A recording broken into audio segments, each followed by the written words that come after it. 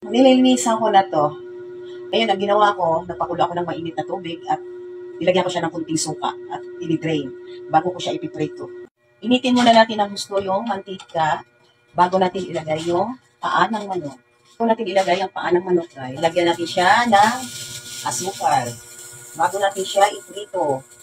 Mantika natin mainit na mainit bago natin ilagay yung chicken feet.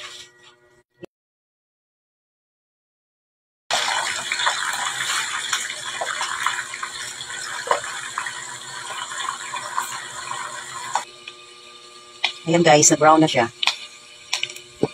Ayan, hintayin na siya. Kunting brown pa. Para isunod na natin yung mga natira pang paa na manok. Okay? Ay, tumalsik na naman.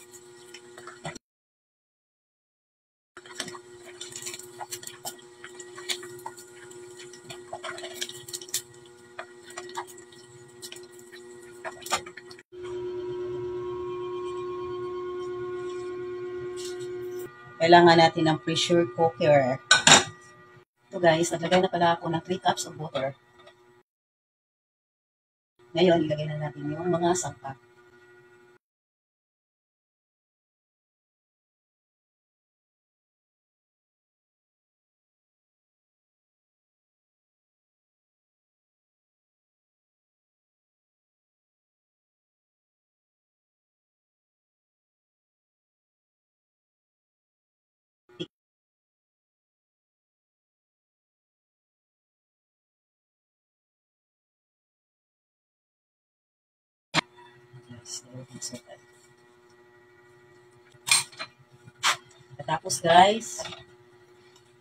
Tapos pag nakuha mo na yung timpla, pwede na natin ilagay yung paa ng manok.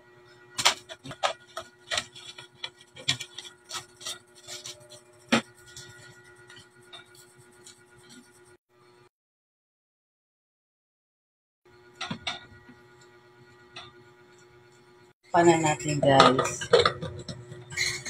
Babalikan natin siya ng 30 minutes. Pwede na siyang buksan. Dahil ayaw natin malamog yung alang-anong natin, tinatanggal ko siya dito guys. Bago ko siya lutuin ulit. Ayan guys. Magdagdag tayo ng konting tubig. Ngayon guys, kumukulo na yung sauce natin kanina. Nilipat ko dito sa tawali para madali lang siyang haluin. Ayan, ilagay na natin yung mushroom. Hiwalay natin yung chicken feet kasi para hindi siya malamog. Mas maganda siya tingnan yung hindi durog na durog. Pwede na natin ilagay yung chicken feet.